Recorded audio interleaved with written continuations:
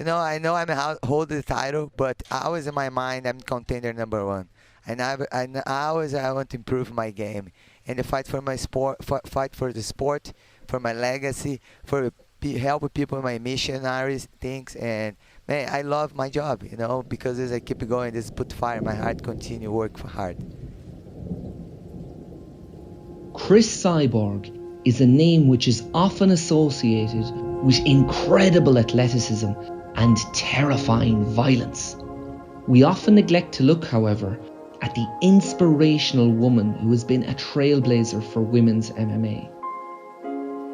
This weekend, she looks to defend her Bellator featherweight title in a rematch with Leslie Smith, where a win will further cement her as one of the greatest to ever do it. I'm Tommy Lannigan, this is Guts and Glory MMA, and Cris Cyborg, not just a dress and heels. Cris came into the sport of mixed martial arts later than most.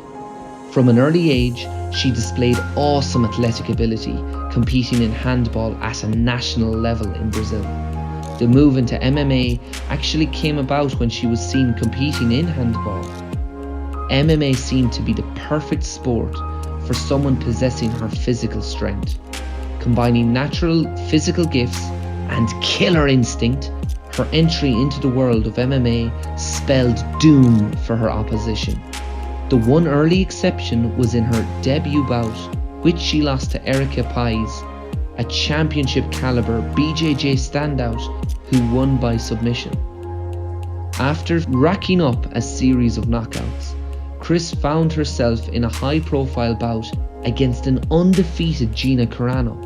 Cyborg ran through Gina, getting an early stoppage and establishing herself as the dominant force in women's MMA. By winning this bout, Cyborg became the first women's Strikeforce champion and the only women's featherweight champion in Strikeforce history. Regardless of who was put in front of her, the result was usually a dominant beatdown. The explosive success and celebrity of Ronda Rousey in the following years had many fans clamouring for a bout between them. There always seemed to be an obstacle, particularly neither woman being willing or able to change weight class.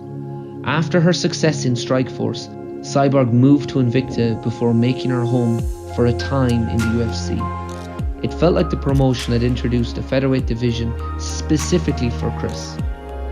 She would win the featherweight title and go on to have a 6-1 record with the UFC. Her only loss in this time was to Amanda Nunes.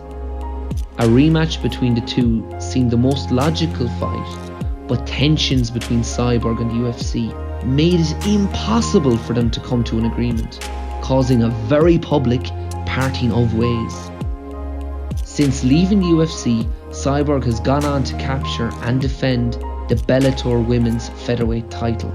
Now she is poised to defend it once more in a rematch with Leslie Smith. Another emphatic win here will have fans pondering the missed opportunity of her running back her bout against Nunes, the greatest women's MMA fighter ever. Cris has often been subjected to harsh criticism and accusations of PED use. Her physical appearance has been mocked by influential figures in the sport. Unfortunately, this has affected how she is perceived by many.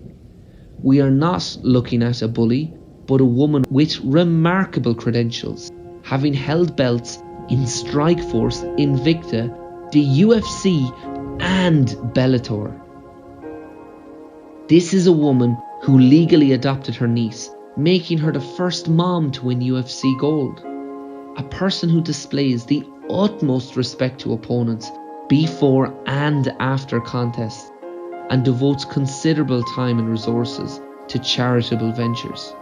Her loss to Nunes and unceremonious exit from the UFC have unfairly tarnished her immensely impressive record.